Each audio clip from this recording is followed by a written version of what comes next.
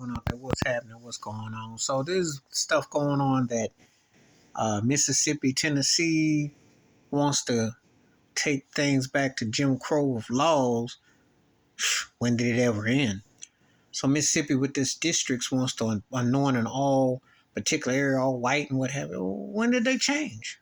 When did they change? Tennessee with the transgender community and everything like that, they signing certain things in law. And I understand that where children's involved and stuff, but that stuff is in Hollywood too, but that's a whole different animal. But the South has not strayed away from Jim Crowism, ever. I mean, you think about this ding-dong chick, Nikki Hartley, the one that's trying to think she gonna run for president. She was South Carolina's governor in 2017 when Dylan Roof went in there, and remember before he got to Burger King after he killed 9 black folks and they took him to Burger King for a meal, and she decided to take down the Confederate flag, which just goes to show you we're talking in the last 5 or 6 years. So it's not exactly like people exactly progressively for it. Or Charleston, West Virginia, you remember the whole anti-rhetoric and like burning and going down the streets, and Trump said there's some good people on this side, some people.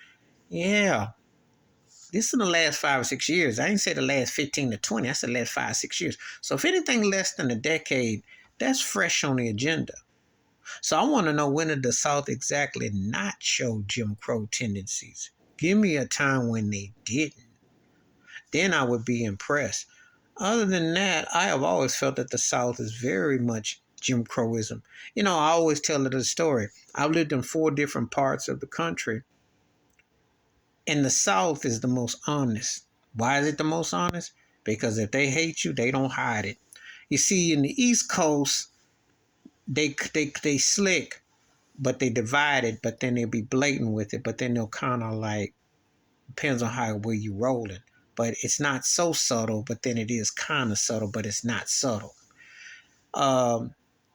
Midwest kind of it depends, how rural you get.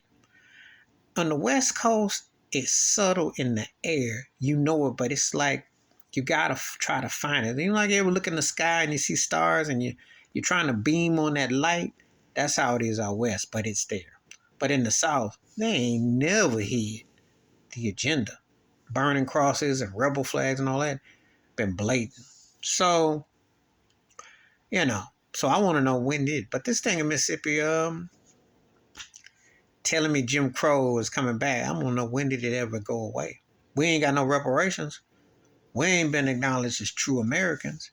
So when did it go away exactly? I want to know, because I'm scratching my head. I'm trying to figure out, when did it exactly go away? When was it exactly a situation where,